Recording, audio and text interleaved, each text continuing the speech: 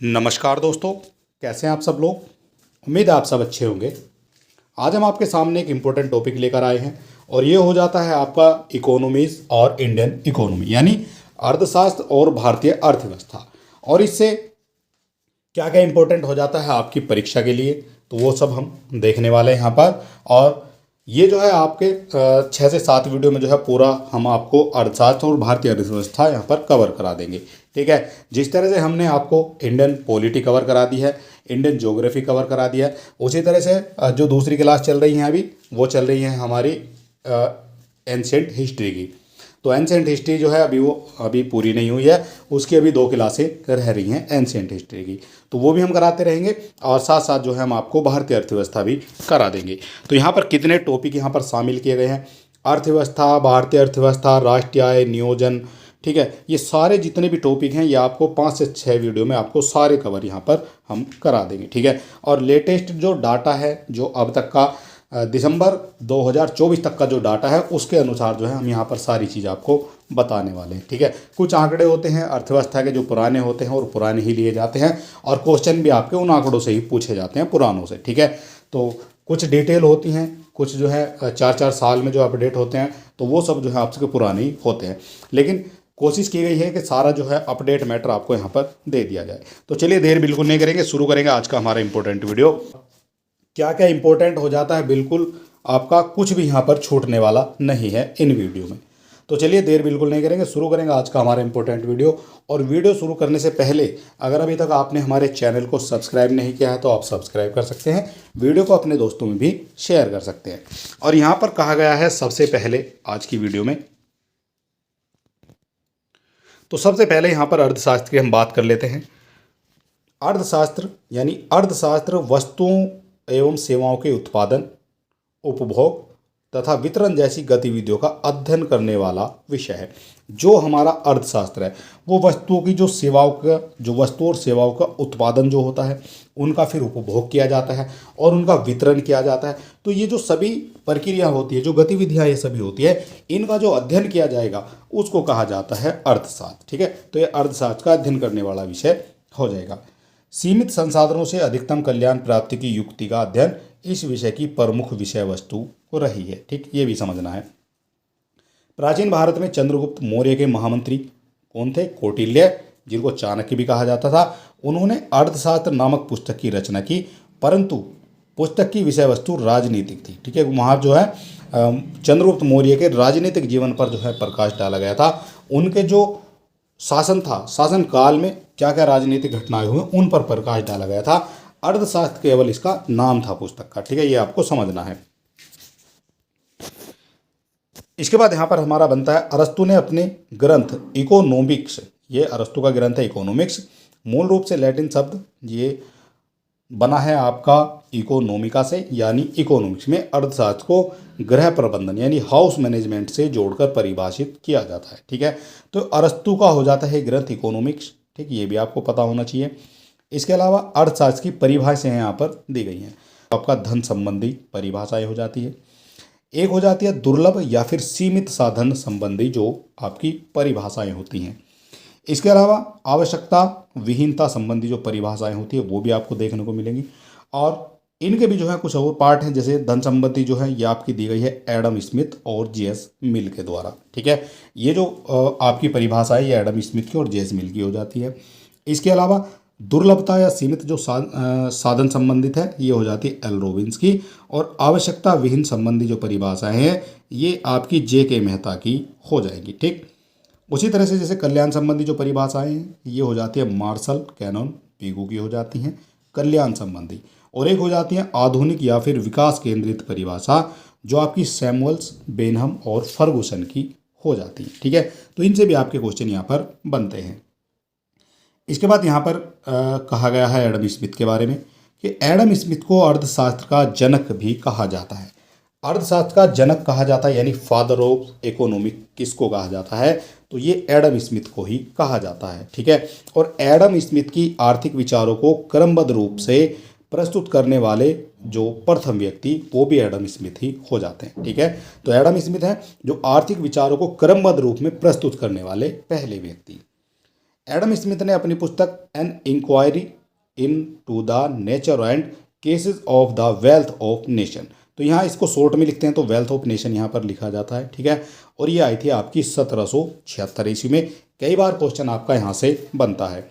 और इसको अर्थशास्त्र को परिभाषित करते हुए इसमें धन का विज्ञान कहा गया है, ठीक है। ये भी आपको पता होना चाहिए, धन का विज्ञान इसको कहा जाता है। इसके बाद एडम स्मिथ के अनुसार राष्ट्रों के धन के स्वरूप तथा कारणों की जांच करना ही अर्थशास्त्र कहा जाता है। तो ये कथन किसका है? तो ये कथन आपका एडम स्मिथ का ही हो जाएगा, ठीक। एडम स्मिथ ने कहा है राष्ट्रों के धन स्वरूप तथा कारणों की जांच करना ही अर्थशास्त्र माना जाता है। इसके बाद यहाँ पर बात की गई है बाजार की, ठीक है। तो बाजार के बारे में कहा गया है अर्थशास्त्र में बाजार के 4 रूप होते हैं। अर्थशास्त्र है उसमें बाजार के 4 रूप दिखाए गए हैं। कौन कौन से वो 4 रूप हैं? तो सबसे पहले आपका पूर्ण प्रतियोगिता, ठीक है, ये बाजार में देखने को मिलेगी। एकाधिकार, ये भी बाजार में देखने को मिलेगा। एकाधिकारिक जो प्रतियोगिता है वो भी देखने को मिल जाएगी। और एक होती है अल्पाधारिक या फिर द्वैधिकार जो प्रतियोगिता है वो भी आपको देखने को मिल जाएगी। इसके अलावा यहाँ पर आ जाता है हमारा अर्थशास्त्र की प्रमुख पुस्तकें और उनके लेखक, जो यहाँ पर इंपॉर्टेंट आपका माना जाएगा, ठीक है। अर्थशास्त्र की प्रमुख पुस्तकें और उनके लेखक यहाँ पर हो जाते हैं। और कौन कौन सी हो जाती हैं आपकी परीक्षा में पूछी भी जाती हैं, जैसे दास कैपिटल कई बार आपकी परीक्षाओं में पूछी गई है। और यहाँ से इनमें से 4 आपको दे दिए जाएंगे और सुमेलित करने के लिए आपको एक क्वेश्चन दे दिया जाएगा, ठीक है। तो इसलिए ये चीज़ें भी आपको पता होना जरूरी है। तो दास कैपिटल ये कार्ल मार्क्स की हो जाती है, ठीक है, इंपॉर्टेंट हो जाएगा। द वेल्थ ऑफ नेशन ये हमने अभी बताई आपको, ये एडम स्मिथ की हो जाती है। फाउंडेशन ऑफ इकोनॉमिक्स एनालिसिस ये हो जाती है पॉल सैमुअल्सन की, ठीक। The general theory of employment interest and money ये जेएम कीस की हो जाती है, ठीक है। पूरा नाम आपको याद रखना, the general theory of employment interest and money, ठीक, ये जेएम कीन्स की हो जाती है। An essays on the nature and significance of Indian economic science ये हो जाती है आपकी एल रॉबिन्स की, ठीक है। सारी पुस्तकें आपसे पूछी जाती हैं आपकी परीक्षाओं में। हाउ टू पे फॉर द वार ये भी आपकी जेम कीन्स की हो जाती है। और प्रिंसिपल्स ऑफ इकोनॉमिक्स ये हो जाती है अल्फ्रेड मार्शल की, ठीक। तो इस तरह से आपने यहाँ पर सारी चीज़ें समझ ली है। सारे जो डाटा मिलेंगे वो आपको बिल्कुल लेटेस्ट मिलने वाले हैं, यहाँ पर आपका कुछ भी यहाँ से छूटने वाला नहीं है। यहाँ बात करेंगे सबसे पहला जो हमारा हो जाता है पूर्ण प्रतियोगिता यानी परफेक्ट कंपटीशन, ठीक है। तो इसको पूर्ण प्रतियोगिता कहा जाएगा। और पूर्ण प्रतियोगिता बाजार की वह स्थिति है जहाँ क्रेता और विक्रेता की बहुत बड़ी संख्या होती है, ठीक है। और क्रेता या फिर विक्रेता कुल उत्पादन का बहुत छोटा भाग क्रय या विक्रय करता है, तो इसको कहा जाएगा पूर्ण प्रतियोगिता। इसके अंतर्गत इसमें उत्पादित वस्तुएं पूर्ण सहजातीय होती हैं, ठीक है। होमोजीनियस इसमें जो आपकी उत्पादित वस्तुएं वो हो जाएंगी सहजातीय। इसके अलावा बाजार में एक समान वस्तु का एक ही मूल्य प्रचलित रहता है, ठीक है। जो कोई चीज़ आपको मिल रही है 50 रुपये किलो तो वो 50 रुपये की ही मिलेगी। अगर कोई चीज़ आपको 100 रुपये की मिल रही है तो बाजार में जो है सभी जगह आपको 100 रुपये की मिल जाएगी। तो ये हो जाता है आपका सहजातीय, इसको कहा जाएगा, ठीक है। इसके बाद आ जाता है हमारा एकाधिकार। एकाधिकार ये हो जाता है यानी मोनोपोली इसको कहा जाता है। और एकाधिकार बाजार में वह स्थिति है जिसमें वस्तु का केवल एक विक्रेता और अनेक क्रेता होते हैं, यानी बेचने वाला एक है और खरीदने वाले अनेक हैं। तो बाजार में वस्तु की कोई भी स्थापन्न वस्तु नहीं होती है।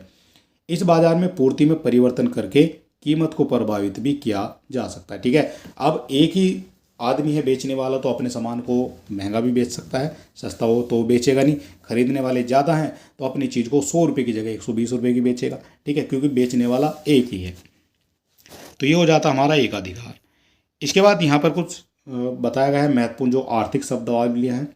तो जो महत्वपूर्ण आर्थिक शब्दावलियाँ हैं वो हो जाती हैं सबसे पहले कीमत यानी प्राइस। तो बाजार में किसी वस्तु की कीमत का जो निर्धारण है वो मांग और पूर्ति की शक्तियों की पारस्परिक क्रिया द्वारा किया जाता है, ठीक है। जो कीमत है बाजार में जो भी आपकी कीमत लगाई जाएगी किसी वस्तु की तो उसकी जो मांग होगी और जो पूर्ति होगी उनकी शक्तियों की पारस्परिक क्रिया द्वारा ये संभव हो जाता है उसकी कीमत। इसके बाद आ जाता है बाजार यानी मार्केट। तो बाजार से आशय उस समझ क्षेत्र है जिसमें वस्तु की खरीद और बिक्री हेतु क्रेता और विक्रेता एक दूसरे के संपर्क में रहते हैं। ठीक है, उसी को तो बाजार कहा जाता है। कुछ बेचने वाले होते हैं और कुछ खरीदने वाले होते हैं। ठीक है, तो दोनों एक दूसरे के संपर्क में रहते हैं। इस दृष्टि से वस्तु का स्थानीय, क्षेत्रीय, राष्ट्रीय और अंतर्राष्ट्रीय बाजार होता है। तो छोटे क्षेत्रों में, जो छोटे क्षेत्र होते हैं वहाँ पर आपको पैंट देखने को मिल जाती है, जैसे सब्जी वगैरह आप लाते हैं। और बड़े क्षेत्रों में जो है मंडियाँ लग जाती हैं। ठीक है, तो बहुत सारी चीज़ें यहाँ पर इस तरह की आपको देखने को मिल जाती हैं। इसके बाद यहाँ पर बात की गई है जो हमारी वस्तु है। तो वस्तु से आशय ऐसी वस्तु से है जिसका उत्पादन विक्रय हेतु किया जाता है, यानी जिसका जो उत्पादन किया जा रहा है वो बेचने के लिए किया जा रहा है, तो वो होती है आपकी वस्तु। ठीक, उसका उत्पादन केवल बेचने के लिए किया जा रहा है। उपभोक्ता द्वारा स्वयं के उपभोग हेतु उगाई गई सब्जी वस्तु नहीं है। जो आप खेत में उगा रहे हैं या फिर अपने घर के बगीचे में उगा रहे हैं, वो जो है वस्तु की श्रेणी में नहीं आएगी। ठीक है, क्योंकि उपभोक्ता उनको स्वयं ही उपभोग कर रहा है। अगर उपभोक्ता स्वयं उपभोग करेगा तो वो जो है वस्तु की श्रेणी में आपकी नहीं आएगी। ठीक है, तो ये चीज़ आपको समझनी है। वस्तु केवल उसको कहा जाएगा जो जिसको आप बेचने के लिए उत्पादित कर रहे हैं, उसको केवल वस्तु कहा जाएगा। परंतु किसान बाजार में बेची गई सब्जियों वस्तु की श्रेणी में आती हैं।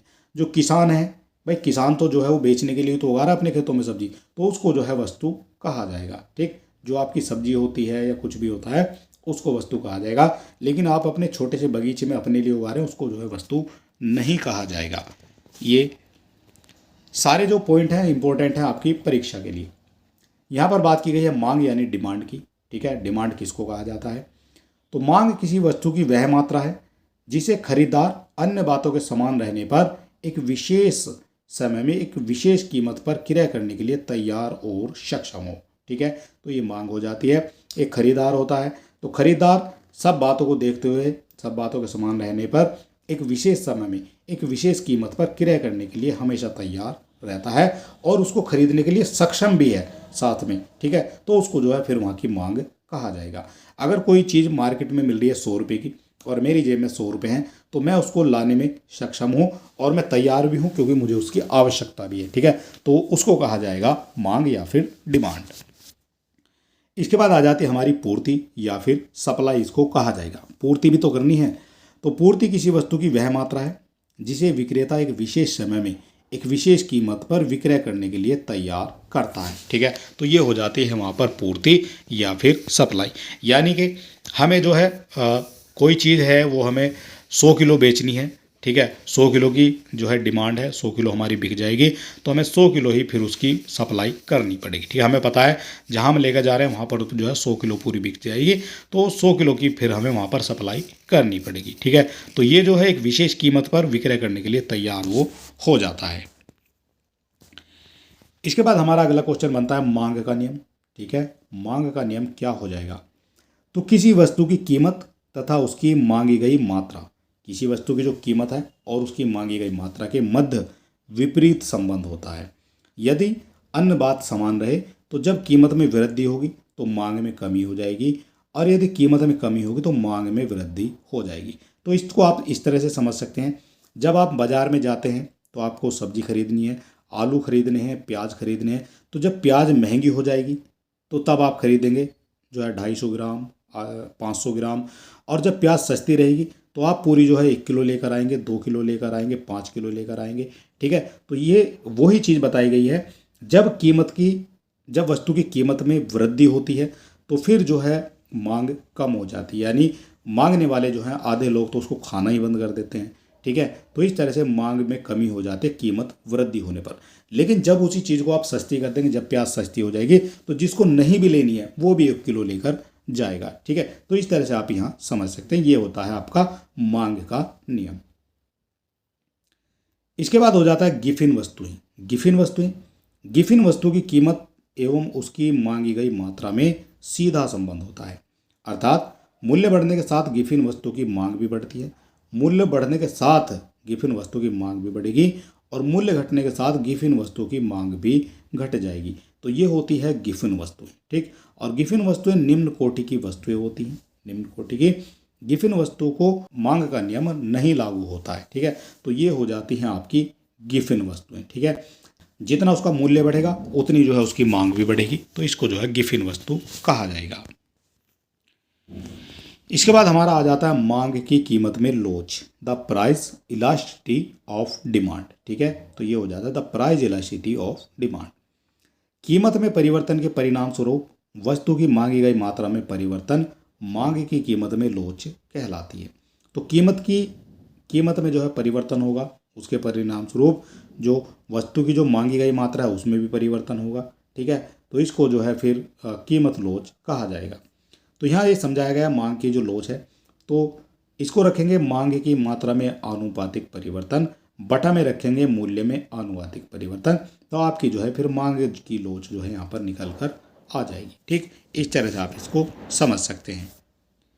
इसके बाद आरामदायक वस्तु की मांग लोचदार और विलासिता वाली वस्तु की मांग अत्यधिक लोचदार होती है, जबकि आवश्यक वस्तु की जो मांग है वो बेलोचदार होती है। ठीक, यानी कि आरामदायक जो वस्तु हैं उनकी जो मांग है वो लोचदार रहेगी और जो विलासिता वाली वस्तु हैं वो अत्यधिक लोचदार रहेगी। इसके बाद किसी वस्तु के वैकल्पिक प्रयोग की स्थिति में मांग लोचदार होती है।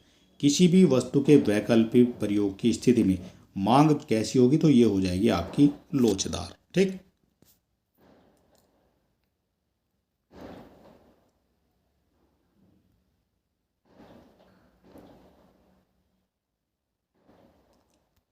इसके बाद यहाँ पर पूर्ति का सिद्धांत बताया गया है। तो वस्तु की कीमत तथा उस वस्तु की पूर्ति मात्रा के मध्य समानुपाती संबंध होता है। अर्थात यदि वस्तु की कीमत बढ़ जाए तो वस्तु की पूर्ति भी बढ़ जाती है। वस्तु की कीमत बढ़ जाए तो वस्तु की पूर्ति भी बढ़ जाती है, जबकि इसके विपरीत वस्तु की कीमत घटने पर वस्तु की पूर्ति भी कम हो जाती है। ठीक है, उसको कहा जाता है पूर्ति का सिद्धांत। इसके बाद एक होता है हमारा संतुलन कीमत, यानी किसी वस्तु की संतुलित जो कीमत है वह कीमत होती है जिस पर मांग की और पूर्ति आपस में बराबर हो। मांग भी उतनी है और उसकी पूर्ति भी हो रही है, तो ये होती है एक संतुलित कीमत। ठीक है, तो यहाँ पर जो है ज़्यादा कीमत बढ़ेगी भी नहीं और वो घटेगी भी नहीं। ठीक है, तो एक संतुलन में रहेगी, और यानी इस कीमत पर उतनी ही मात्रा की मांग की जाती है जितनी पूर्ति की जाती है। ठीक है, तो ये संतुलित कीमत यहाँ पर हो जाती है। इसके बाद आ जाता है हमारा जो एकाधिकारिक जो प्रतियोगिता है, यानी मोनोपोलिस्टिक कंपटीशन जो होता है, ये भी हम देख लेते हैं। तो यहाँ कहा गया है एकाधिकारिक प्रतियोगिता बाजार की वह स्थिति है जिसमें एकाधिकार एवं पूर्ण प्रतियोगिता दोनों के गुण विद्यमान होते हैं। ठीक है, तो यहाँ पर दोनों के गुण विद्यमान होते हैं और बाजार के इस रूप में उत्पादित वस्तुओं को ये विक्रेता को अनेक होते हैं। विक्रेता इसके अनेक हो जाएंगे, बाजार के इस रूप में जो उत्पादित वस्तु हैं उनके विक्रेता अनेक होते हैं, परंतु प्रत्येक विक्रेता उत्पाद में कुछ विशिष्टता होती है, उसे एकाधिकारी विक्रेता बनाती है। इस बाजार में कुछ सीमा तक कीमत पर प्रभाव डाला जा सकता है, लेकिन यह बात इस बात पर निर्भर करता है कि उपभोक्ता वस्तु को किस सीमा तक विशिष्ट मानते हैं और उस वस्तु की जो स्थापन वस्तु से सीमा तक प्रतिस्पर्धा करती है। ठीक है, तो ये हो जाती है आपकी एकाधिकारिक प्रतियोगिता। इसके अलावा यहाँ पर दिखाया गया जो अल्पाधिकार यानी ओली हो जाती है अल्पाधिकार। तो अल्पाधिकार एकाधिकार और एकाधिकारिक प्रतियोगिता के मध्य की स्थिति होती है। ठीक है, ये अल्पाधिकार है जो एकाधिकार और एकाधिकारिक प्रतियोगिता के मध्य की स्थिति है, और बाजार की इस स्थिति में गिने चुने विक्रेता ही होते हैं। ठीक है, गिने चुने विक्रेता ही होते हैं और वे आपस में प्रतिस्पर्धा भी करते हैं। यदि विक्रेताओं की संख्या केवल 2 हो तो यह द्वैधिकार यानी डुओपोली इसको कहा जाएगा। ठीक है, तो ये हो जाता है यहाँ पर हमारा इसका आंसर। और चलिए दोस्तों, वीडियो आपको कैसा लगा ये आप हमें बता सकते हैं कमेंट बॉक्स में।